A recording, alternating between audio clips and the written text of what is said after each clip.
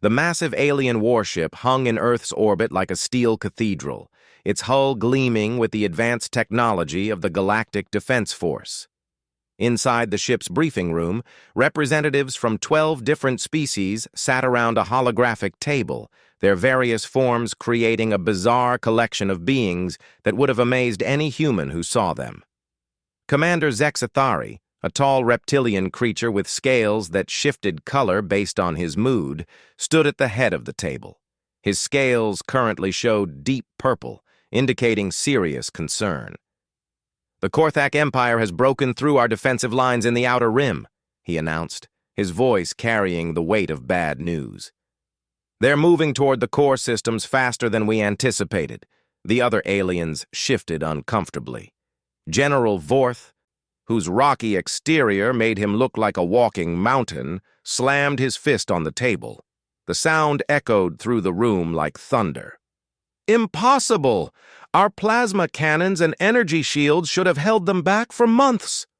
"The Korthak have adapted," Zexathari replied, his scales now showing streaks of angry red. "Their new armor absorbs our energy weapons.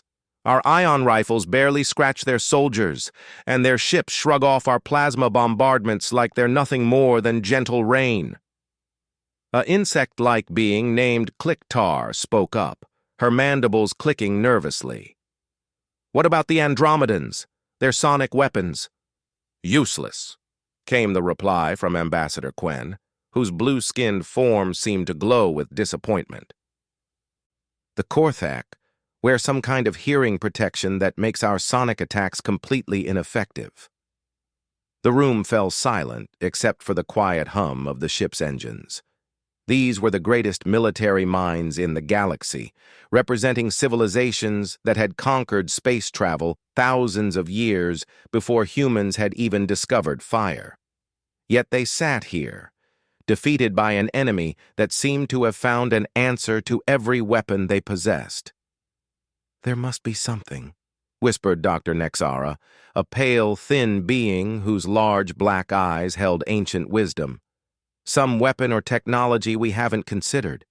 Commander Zexathari's scales shifted to a darker purple. "Actually, there is one possibility. The humans have requested to join our coalition." The reaction was immediate. General Vorth's rocky face twisted into what might have been laughter. "Humans? Those primitive apes who still use metal projectiles? What could they possibly offer?" Clicktar's clicking intensified. "I've studied their military history. They're constantly fighting among themselves with the most basic weapons imaginable. Chemical explosives, metal bullets fired from simple tubes. It's like watching children play with sticks and stones." Ambassador Quen nodded in agreement. "My intelligence reports confirm this. While we've mastered energy manipulation and quantum physics for warfare, they're still throwing chunks of metal at each other. Their most advanced weapon is something called a nuclear bomb that simply makes things very hot and radioactive."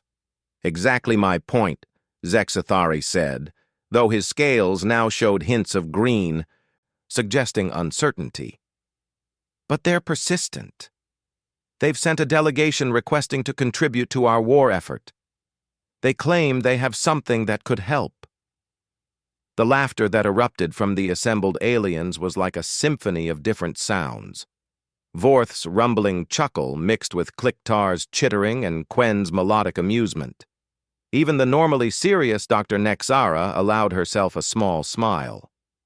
"Let me understand this correctly," General Vorth said, wiping what might have been tears from his rocky eyes. "A species that hasn't even figured out faster-than-light travel wants to help us fight an enemy that has defeated our most advanced weapons? They probably want to strap their chemical rockets to our ships," Clicktar added, her mandibles still clicking with amusement. Ambassador Quen leaned forward, his blue skin now bright with humor. "Perhaps they plan to defeat the Korthak by throwing their metal projectiles really, really hard." The meeting continued for another hour, but it was clear that none of the alien commanders took the human offer seriously. They agreed to meet with the human delegation, but only as a courtesy. After all, Earth was technically under their protection now, and it would be rude to completely ignore their desire to help. 3 days later, the human delegation arrived via a simple chemical rocket that looked pathetic next to the sleek alien vessels. The humans had to wear primitive spacesuits because they couldn't survive in the alien ship's atmosphere without assistance. Their technology was so basic that they needed artificial gravity generators just to walk around properly. The human group consisted of 5 people, led by a woman named Colonel Sarah Mitchell. She was tall and lean with short brown hair and eyes that seemed to take in everything around her. Behind her stood 4 others, a scientist named Dr. James Park, 2 military advisors, and someone they introduced simply as Jackson. Jackson was different from the others. While the rest of the humans looked around the alien ship with obvious wonder, Jackson seemed completely calm. He was a man in his early 30s, average height with a quiet demeanor that made him seem almost invisible. His clothes were simple military fatigues, and he carried a long, thin case that looked like it might contain some kind of tool. "Welcome aboard," Commander Zexathari said, his scales showing polite yellow-green. "We appreciate your desire to help, though I must admit we're curious about what you think you can contribute." Colonel Mitchell stepped forward confidently. "Thank you, Commander. I know our technology might seem primitive to you, but we believe we have something that could be effective against the Korthak." General Vorth's rocky features arranged themselves into what was clearly skepticism. "Your chemical weapons? Your metal projectiles? I'm afraid the Korthak have armor that makes such things useless." "Not all of our weapons are as simple as they might appear," Dr. Park interjected. "We've brought someone who we believe can demonstrate the effectiveness of human precision warfare." The aliens exchanged glances. Kliktar's mandibles clicked in what was clearly amusement.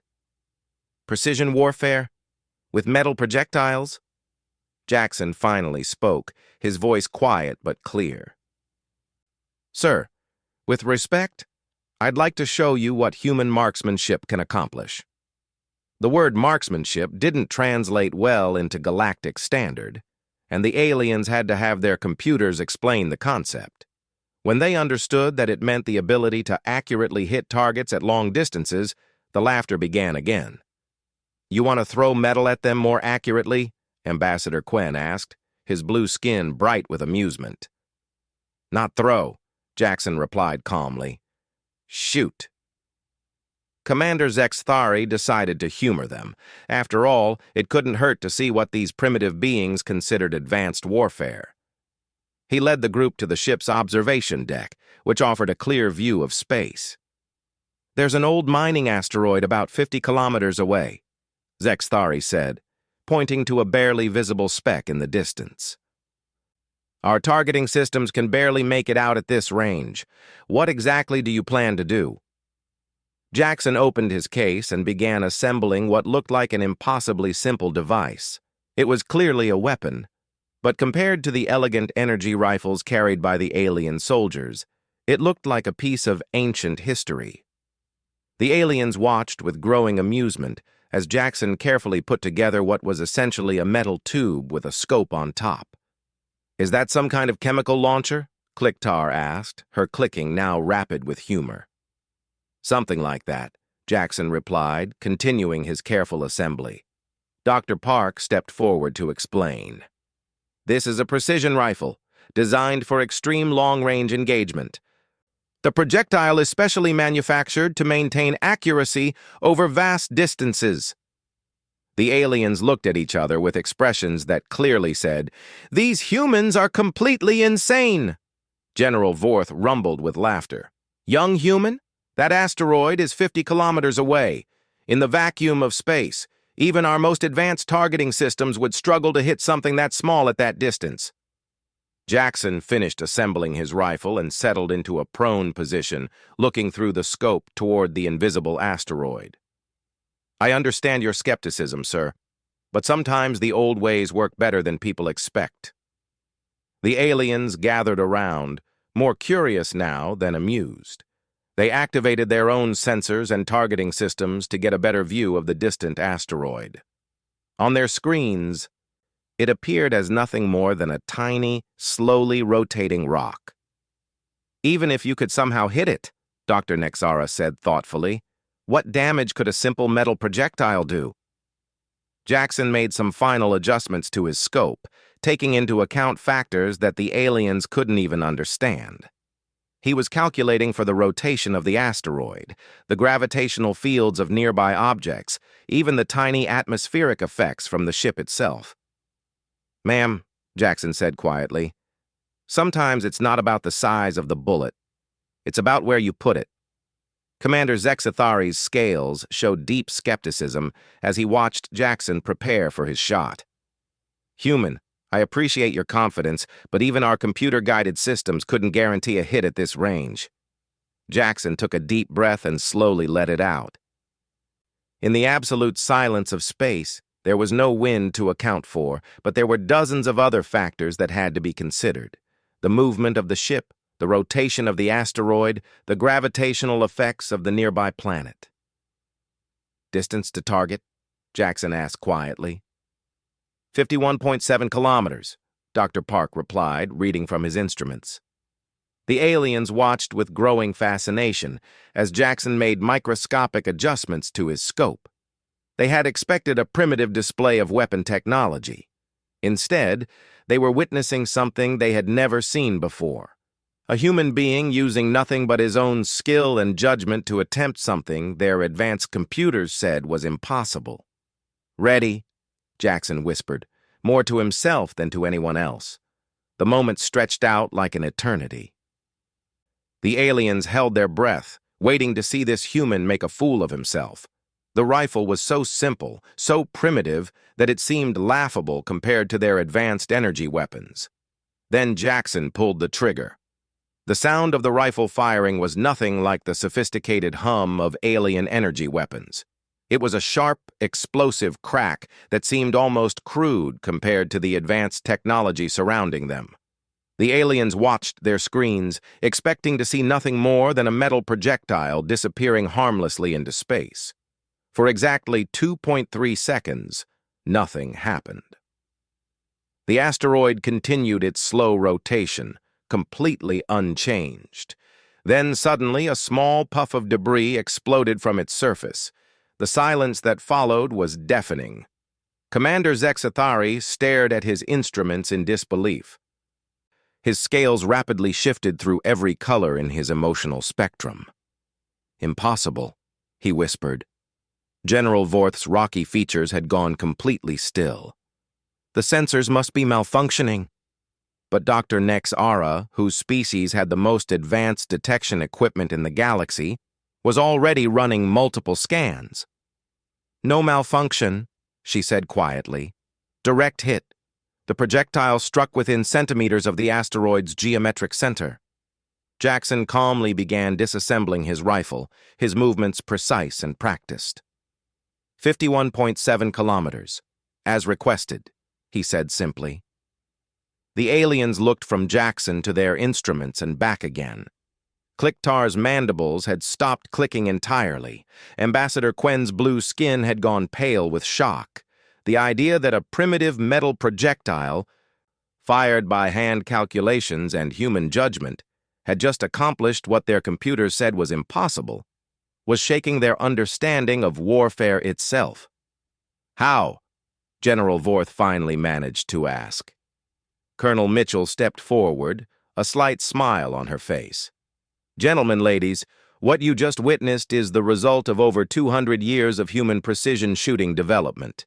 What Jackson just did represents thousands of hours of training, experience, and an understanding of ballistics that goes far beyond simple technology."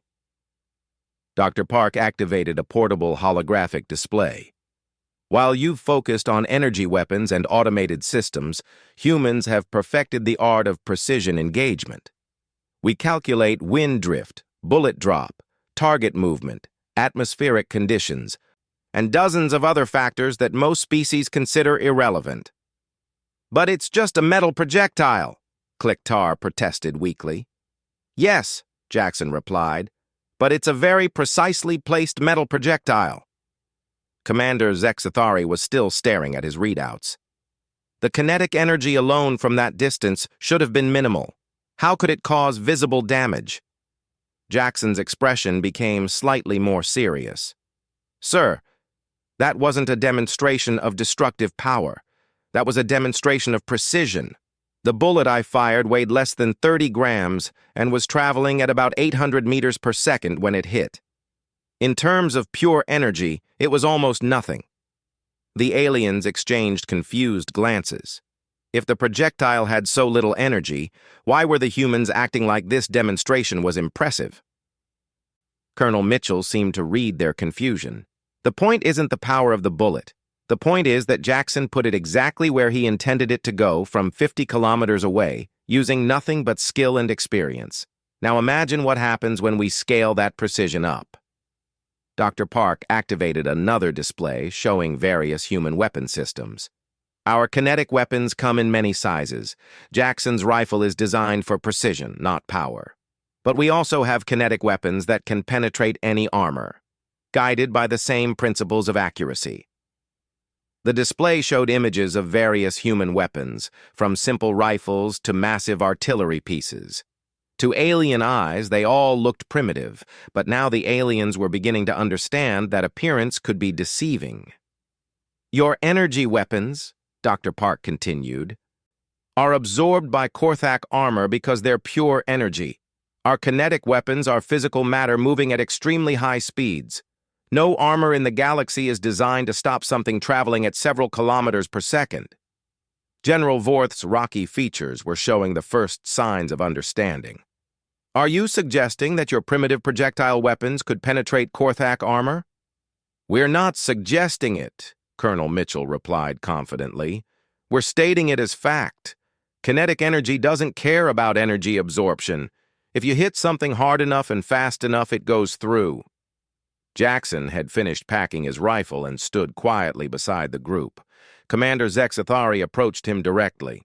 "Human Jackson, you accomplished something that our computers said was impossible. How long did it take you to learn this skill?" "About 15 years of serious practice, sir," Jackson replied. "But I started learning when I was 12 years old." 15 years, Dr. Nexera repeated thoughtfully. "Your species trains individuals for 15 years to achieve this level of precision?" "Some longer," Jackson admitted. "And not everyone can do it.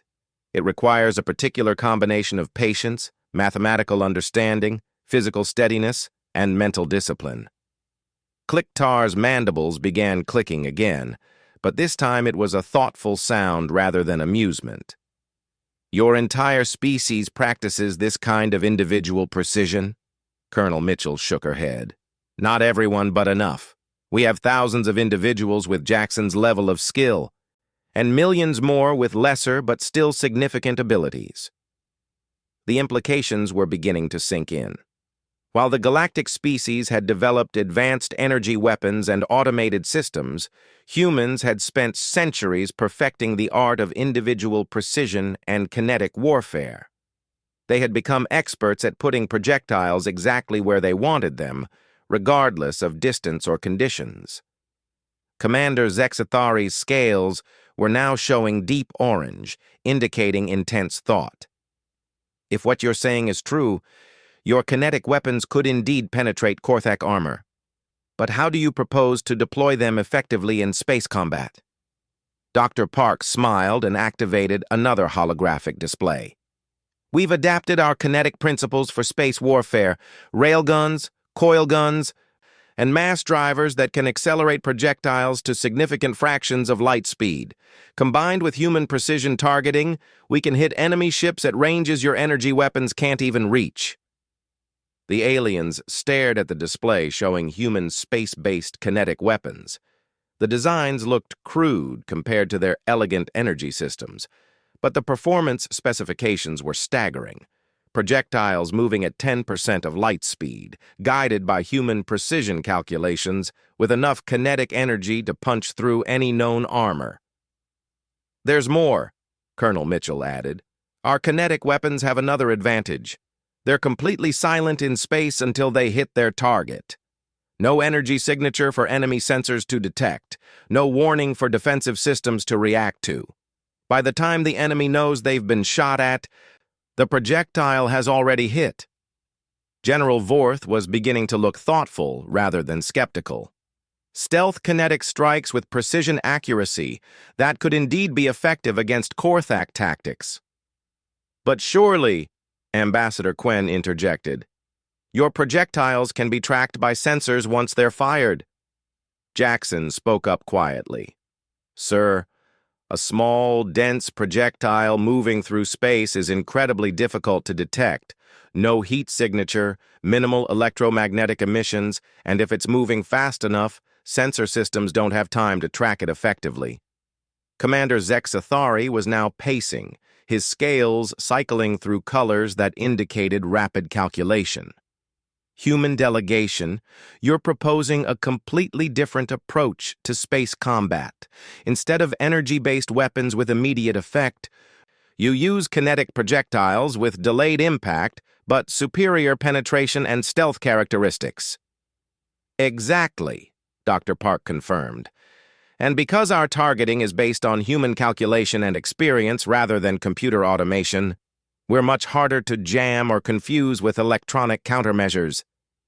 The alien commanders looked at each other with expressions that were rapidly changing from amusement to serious consideration.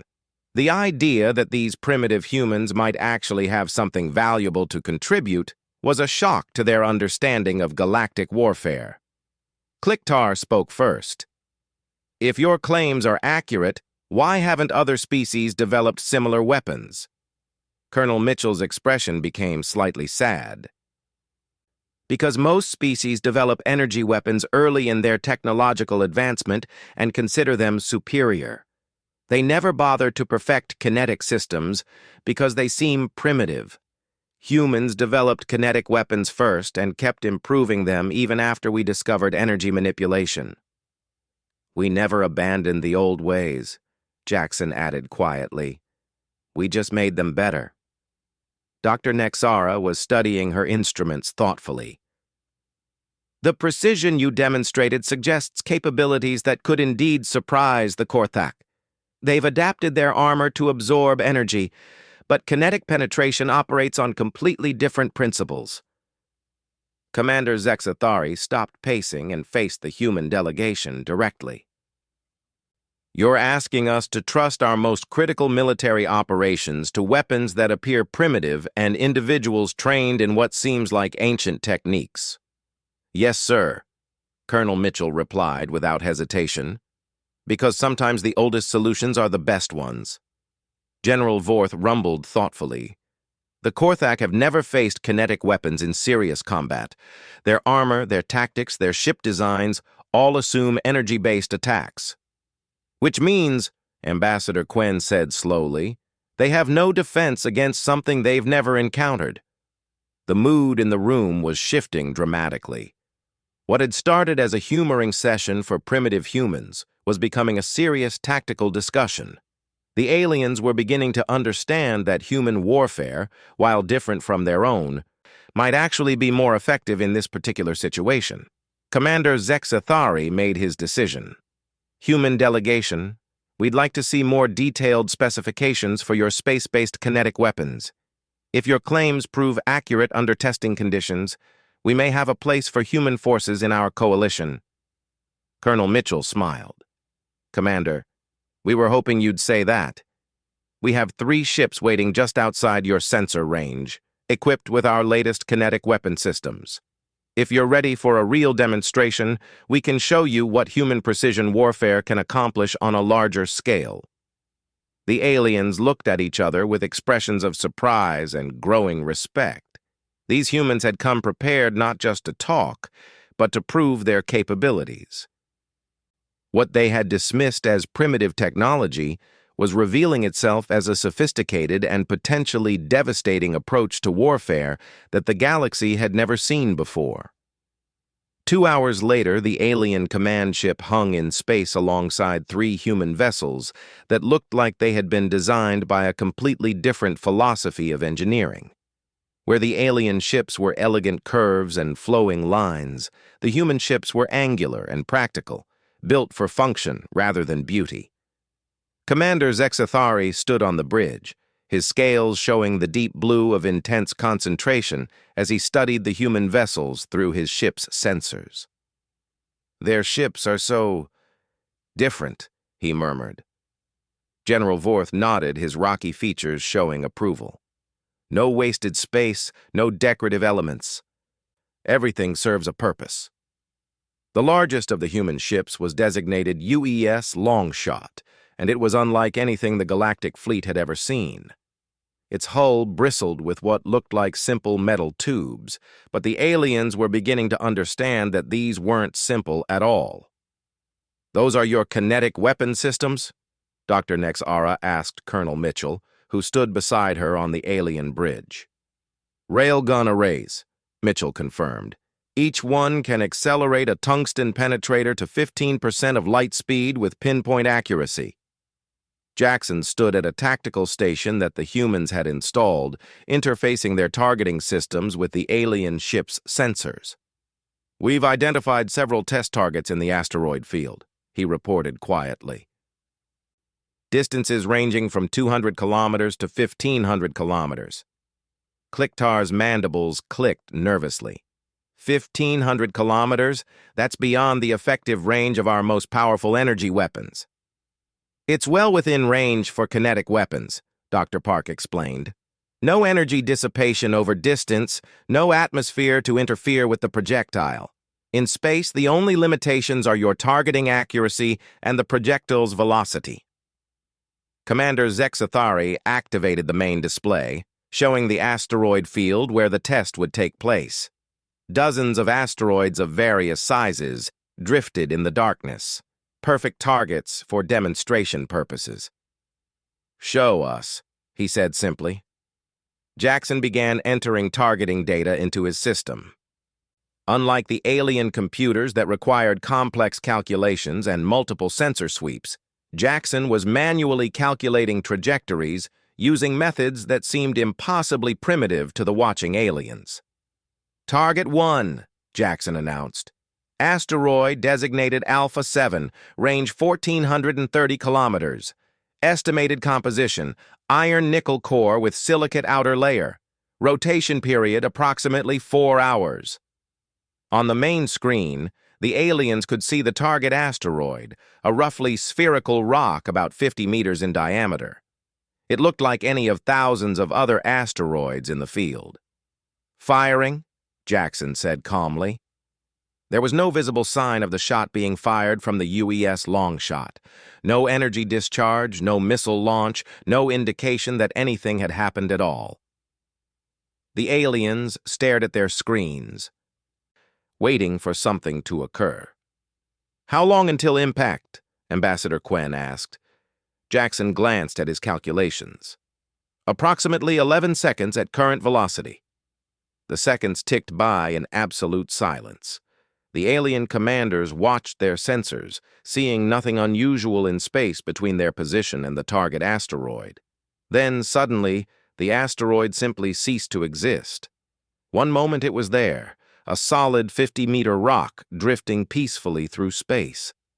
The next moment, there was nothing but an expanding cloud of debris and dust. The silence on the bridge was profound. "What just happened?" General Vorth asked in a voice barely above a whisper. Dr. Park consulted his instruments. "Direct impact by a 10-kilogram tungsten penetrator traveling at approximately 45,000 kilometers per second. The kinetic energy was equivalent to a small nuclear weapon." Commander Zexathari stared at the debris field where the asteroid had been. "That's impossible. Nothing we saw could have caused that level of destruction." "That's the beauty of kinetic weapons," Colonel Mitchell explained. "The projectile itself was tiny, completely invisible to most sensors, and made no sound in the vacuum of space. But when it hit the target at that velocity, the kinetic energy converted to heat and explosive force instantly." Jackson was already calculating his next target. "Target 2, Asteroid Delta 3, range 800 kilometers, dense metallic composition, irregular shape. Wait, Kliktar interjected, her mandibles clicking rapidly. You're going to do that again? Yes, ma'am, Jackson replied. But this time, I'll demonstrate precision rather than pure destruction. He made adjustments to his targeting system. This asteroid has a large crater on its eastern face. I'm going to place a smaller projectile into the exact center of that crater. The aliens activated their most powerful sensors to examine the target asteroid. The crater Jackson was referring to was barely visible, even with their advanced equipment. A small depression, perhaps 10 meters across, on a rotating asteroid 800 kilometers away. That's an impossible shot, Dr. Nexara said flatly. The target area is too small, the distance too great, and the asteroid is rotating. Jackson made a series of minute adjustments to his calculations. Ma'am, impossible is just another way of saying nobody's done it yet. He fired again. This time the projectile was much smaller, designed for precision rather than destruction. The aliens watched their sensors, tracking the tiny speck of metal as it crossed the vast distance toward its target.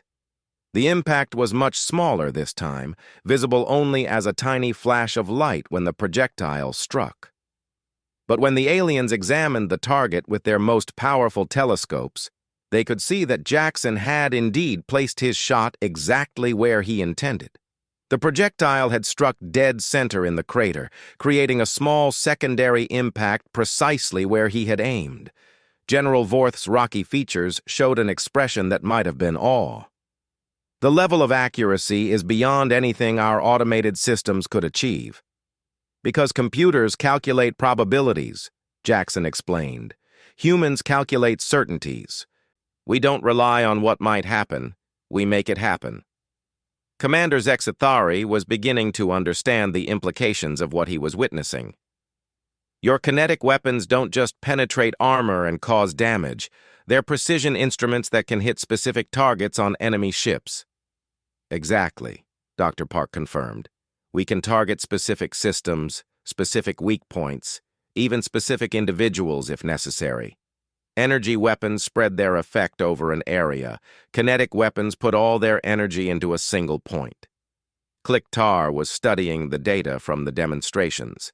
The stealth characteristics alone would revolutionize space combat. No warning, no defensive reaction possible, and the projectiles are too small and fast for point defense systems to intercept. Ambassador Quen nodded thoughtfully. The Korthak rely on their ability to absorb and deflect energy attacks. They've never had to deal with physical projectiles moving at these velocities. Jackson prepared for a third demonstration. Target 3. Multiple asteroids in formation. I'm going to demonstrate rapid sequential targeting. The aliens watched in fascination as Jackson identified 6 different asteroids at various ranges and trajectories. His calculations became more complex, accounting for the movement of multiple targets and the slight delays between shots. Firing sequence initiated, Jackson announced. Over the next 30 seconds, the UES Longshot fired 6 different projectiles at 6 different targets. The aliens watched in amazement as, one by one, each asteroid was struck with perfect accuracy despite their different distances and movements. The final target was the most impressive. Jackson had calculated a ricochet shot, bouncing a projectile off one asteroid to strike another asteroid that was hidden behind it. The level of mathematical precision required was staggering. How is this possible? Dr. Nexara asked in wonder. Colonel Mitchell smiled. Dr. Nexara, humans have been perfecting ballistics for over 1,000 years. We've fought wars with kinetic weapons in every environment imaginable. Space combat is just another environment to master. Commander Zexthari made his decision. Human delegation. I'm convinced. Your kinetic weapons and precision targeting could indeed be effective against the Korthak. What do you need from us to integrate your forces into our defense fleet? Just targets and firing solutions, Jackson replied simply. Give us something to shoot at, and we'll handle the rest. The integration of human forces into the Galactic Defense Fleet began immediately. Within days, human kinetic weapon specialists were aboard alien ships, installing targeting systems and training alien crews in the principles of precision warfare. The aliens quickly discovered that working with humans was unlike anything they had experienced. Where galactic military doctrine emphasized overwhelming firepower and energy-based attacks, humans focused on efficiency, precision, and the psychological impact of unexpected tactics. Jackson found himself assigned to the flagship as the primary targeting specialist for the fleet's new kinetic weapon systems. The aliens watched in fascination as he worked, making calculations that their computers struggled to match, identifying target weaknesses that their sensors couldn't detect. "How do you see things that our instruments miss?" Commander Zexathari asked during one planning session. Jackson studied the holographic display of a Korthak battleship. "Sir, computers see what they're programmed to see. Humans see what's actually there." He pointed to a section of the enemy ship's hull. "Your sensors show this as uniform armor plating. But look at the stress patterns around the weapon ports. See how the metal is slightly warped? That's a weak point where kinetic impact would cause maximum internal damage." The aliens began to understand that human warfare wasn't just about different weapons. It was about a completely different way of thinking about combat. Where they relied on technology and overwhelming force, humans relied on observation, adaptation, and the ability to find weaknesses that others missed. When the Korthak fleet finally arrived to attack the core systems, they found something completely unexpected waiting for them. The Galactic Defense Fleet had been transformed from a predictable energy weapon force into something new and dangerous. The battle began exactly as the Korthak expected. The Galactic Fleet opened with traditional energy weapon attacks, which the Korthak ships absorbed and deflected with ease. The alien commanders appeared to be following their standard tactical playbook. But then something unprecedented happened. Korthak ships began exploding for no apparent reason. One moment they were advancing confidently, their armor absorbing energy attacks without difficulty. The next moment they were debris fields expanding in all directions. The Korthak commanders couldn't understand what was happening. Their sensors detected no incoming weapons, no energy signatures, nothing that could explain the sudden destruction of their ships. "Unknown weapon impacts on the starboard hull," came the report from a Korthak vessel. "No energy signature detected prior to impact." "Impossible," the Korthak fleet commander replied. "Nothing in the galactic arsenal can penetrate our armor without an energy signature." But the impossible kept happening. Korthak ships continued to explode, their armor useless against weapons they couldn't detect or understand. Jackson sat at his targeting station, calmly selecting targets and calculating firing solutions. Around him, the alien crew watched in amazement as he systematically dismantled the supposedly invincible Korthak fleet. "Target: Korthak heavy cruiser bearing Mark 77, Jackson reported.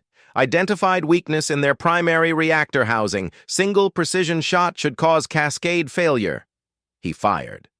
14 seconds later, the Korthak heavy cruiser vanished in a brilliant explosion as its reactor went critical. "How did you know that shot would cause a reactor failure?" Dr. Nexara asked in amazement. Jackson studied his next target. "Ma'am, every ship design has critical points where a small amount of damage can cause massive system failures.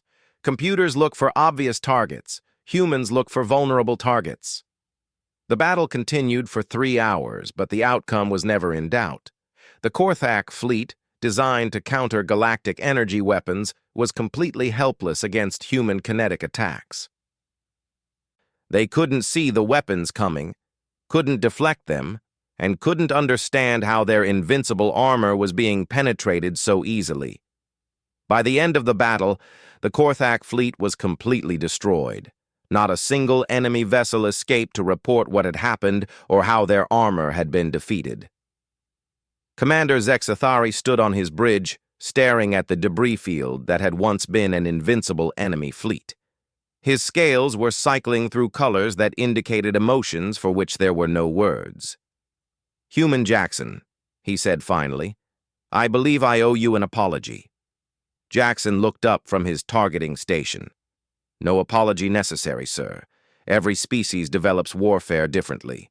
You just hadn't encountered kinetic precision before." "We laughed at your metal projectiles," General Vorth admitted. "We thought they were primitive toys." Colonel Mitchell smiled. "General, sometimes the most effective weapon is the one your enemy doesn't expect." As the Galactic Fleet returned to base, the alien commanders found themselves looking at human warfare with completely new eyes. These weren't primitive beings with crude weapons. They were master tacticians who had perfected the art of precision warfare to a degree that no other species had imagined possible. The humans had done more than just defeat the Korthak fleet. They had revolutionized galactic military thinking and proven that sometimes the old ways were indeed the best ways. Jackson packed his rifle carefully, the same weapon that had started this entire chain of events, with a single impossible shot at an asteroid 50 kilometers away. Around him, the alien crew watched with newfound respect for human capabilities. The galaxy would never underestimate human weapons again.